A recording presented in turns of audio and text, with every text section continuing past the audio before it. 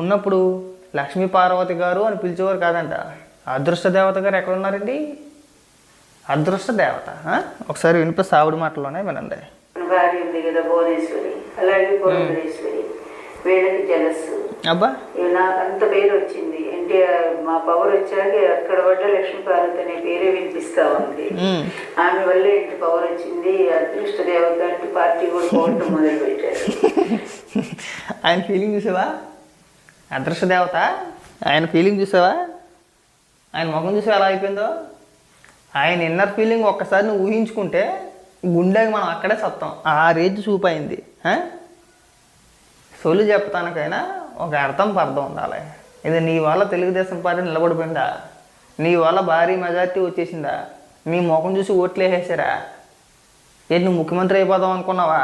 రాబోయే తరానికి నేను ముఖ్యమంత్రి అయ్యేదాన్ని అప్పట్లో. కాకపోతే చంద్రబాబు నాయుడు గారు నన్ను తొక్కేశారు. నన్ను రాజకీయంగా నన్ను ఎదగనవ్వలేదు. ఒకవేళ నేను ఎదిగితే నేను ఎక్కడ తొక్కేస్తానని చెప్పేసి చంద్రబాబు నాయుడు గారు భయపడిపోయారు. అందుకని చెప్పేసి నన్ను తొక్కేశారని చెప్పి మాట్లాడుతుంది ఈ అదృష్ట దేవత, లక్కీ దేవత. ఏమనాలి ఇంక మనం? సేమ్ మా జగన్మోహన్ రెడ్డి కూడా ఈ మధ్యకాలంలో అలాగే మాట్లాడుతున్నాడు. నేను నీతివంతుణ్ణి, నిజాయితీ పరుణ్ణి, అతి మంచితనం, అబద్ధాలు ఆడడం రాదు. జగన్మోహన్ రెడ్డికి అబద్ధాలు ఆడడం రాదు. నువ్వు అదృష్ట దేవత. ఇంకా మాట్లాడు. సరే, సహజంగానే ఉండొచ్చు కుటుంబంలో, నేను దాన్ని కూడా తప్పు పట్టట్లేదు. కానీ ఒక ఈర్ష ద్వేషాలు ఇంకా సేమ్ రొటీన్ ఇంకెప్పుడు ఉండేది. కుటుంబ బంధాలు, కొడుకులు తండ్రి పట్ల ఎలా ఉండాలి, కొడుకు తల్లి పట్ల ఎలా ప్రవర్తించాలి, తల్లి భర్త పట్ల ఎట్లా ఉండాలి, అంటే భార్య భర్తను ఎలా చూసుకోవాలి, తల్లి కొడుకుని ఎలా చూసుకోవాలని చెప్పేసి ఈవిడ చెప్పి ఓపెన్ చేస్తాను. మా వీరగంధం సుబ్బారావు నిన్ను వదిలేసామో అప్పుడు నీకు కట్టుకున్న మొగుడే కదా. నీ కన్న కొడుకు ప్రస్తుతానికి డాక్టరు, పేరు చెప్పంలే. మళ్ళీ ఒకవేళ పేరు చెప్పినా కానీ ఆయనకి నా మూసి, ఆయనకి సిగ్గు చేయటు.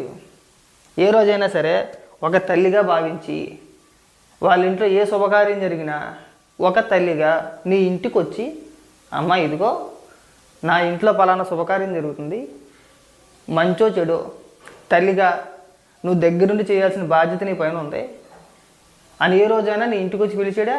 నీ కన్న కొడుకు ఎవ్వరు వద్దు.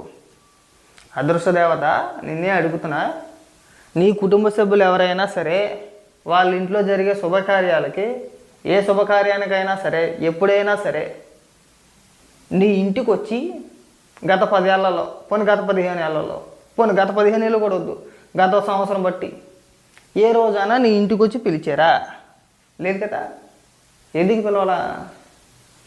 నీ గురించి మాకంటే నీ కుటుంబ సభ్యులకి ఎక్కువ తెలుసు. నువ్వు అదృష్ట దేవతవా, ఇంకొక దేవతవా, దెయ్యానివా, రాక్షసవా అని పక్కన పెట్టేస్తే నీకంటే ఎక్కువగా, అంటే ప్రజల కంటే నీ కుటుంబ సభ్యులకి ఎక్కువ తెలుసు నువ్వు ఎలాంటి వ్యక్తివి, నీ మనస్తత్వం ఎలాంటిది అనేది. నువ్వు ఇక్కడికి వచ్చి పాఠాలు చెప్ప మాకు.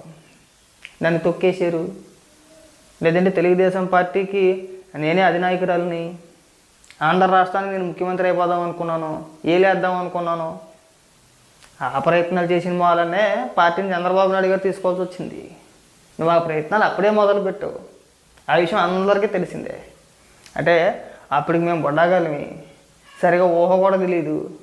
అప్పుడు జరిగిన పరిణామాల గురించి ఇప్పుడు మేము మాట్లాడితే చాలా అతిగా ఉంటుంది. అప్పుడు జరిగిన విషయాలు పెద్దలు, అంటే బాగా సీనియర్ జర్నలిస్టులు ఉంటారు కదా, వాళ్ళు ఉన్నప్పుడు లక్ష్మీ పార్వతి గారు అని పిలిచేవారు కాదంట. అదృష్ట దేవత గారు ఎక్కడ ఉన్నారండి? అదృష్ట దేవత. ఒకసారి వినిపిస్తే ఆవిడ మాటలోనే వినండి. భార్య ఉంది కదా భువనేశ్వరి, అలాగే పురంధరేశ్వరి, వీళ్ళకి జలస్సు. అబ్బా, నాకు అంత పేరు వచ్చింది. అంటే మా పవర్ వచ్చాక అక్కడ పడ్డ లక్ష్మీ పార్వతి అనే పేరే వినిపిస్తా ఉంది. ఆమె వల్లే ఇంత పవర్ వచ్చింది. అదృష్ట దేవత అంటే పార్టీ కూడా పోవటం మొదలు పెట్టారు. ఆయన ఫీలింగ్ చూసావా? అదృష్ట దేవత ఆయన ఫీలింగ్ చూసావా? ఆయన ముఖం చూసావా ఎలా అయిపోయిందో? ఆయన ఇన్నర్ ఫీలింగ్ ఒక్కసారి నువ్వు ఊహించుకుంటే గుండెకి మనం అక్కడే సత్తాం. ఆ రేంజ్ చూపైంది. సొలు చెప్తానికైనా ఒక అర్థం పర్థం ఉండాలి. ఇది నీ వల్ల తెలుగుదేశం పార్టీ నిలబడిపోయిందా? నీ వల్ల భారీ మెజార్టీ వచ్చేసిందా? మీ ముఖం చూసి ఓట్లు వేసేసారా? ఏంటి నువ్వు ముఖ్యమంత్రి అయిపోదాం అనుకున్నావా? రాబోయే తరానికి నేను ముఖ్యమంత్రి అయ్యేదాన్ని అప్పట్లో. కాకపోతే చంద్రబాబు నాయుడు గారు నన్ను తొక్కేశారు, నన్ను రాజకీయంగా నన్ను ఎదగనవ్వలేదు. ఒకవేళ నేను ఎదిగితే నేను ఎక్కడ తొక్కేస్తానని చెప్పేసి చంద్రబాబు నాయుడు గారు భయపడిపోయారు. అందుకని చెప్పేసి నన్ను తొక్కేశారని చెప్పి మాట్లాడుతుంది ఈ అదృష్ట దేవత, లక్కీ దేవత. ఏమనాలి ఇంక మనం? సేమ్ మా జగన్మోహన్ రెడ్డి కూడా ఈ మధ్యకాలంలో అలాగే మాట్లాడుతున్నాడు. నేను నీతివంతుణ్ణి, నిజాయితీ పరుణ్ణి, అతి మంచితనం, అబద్ధాలు ఆడడం రాదు. జగన్మోహన్ రెడ్డికి అబద్ధాలు ఆడడం రాదు, నువ్వు అదృష్ట దేవత. ఇంకా మాట్లాడు. సరే, సహజంగానే ఉండొచ్చు కుటుంబంలో, నేను దాన్ని కూడా తప్పు పట్టట్లేదు. కానీ ఒక ఈర్ష ద్వేషాలు ఇంకా సేమ్ రొటీన్ ఇంకెప్పుడు ఉండేది. కుటుంబ బంధాలు,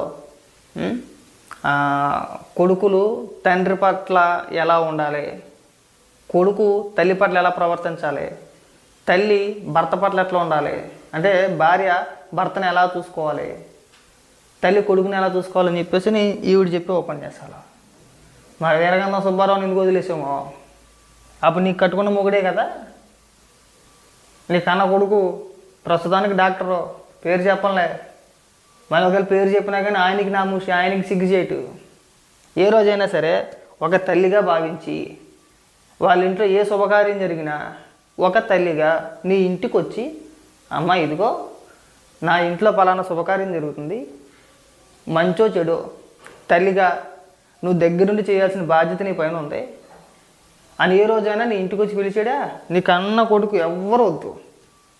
అదృష్ట దేవత నిన్నే అడుగుతున్నా, నీ కుటుంబ సభ్యులు ఎవరైనా సరే వాళ్ళ ఇంట్లో జరిగే శుభకార్యాలకి, ఏ శుభకార్యానికైనా సరే, ఎప్పుడైనా సరే నీ ఇంటికి వచ్చి గత 10 ఏళ్లలో, గత 15 ఏళ్లలో, గత 15 ఏళ్ళు కూడా వద్దు, గత సంవత్సరం బట్టి ఏ రోజైనా నీ ఇంటికి వచ్చి పిలిచారా?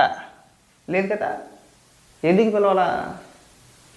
నీ గురించి మాకంటే నీ కుటుంబ సభ్యులకి ఎక్కువ తెలుసు.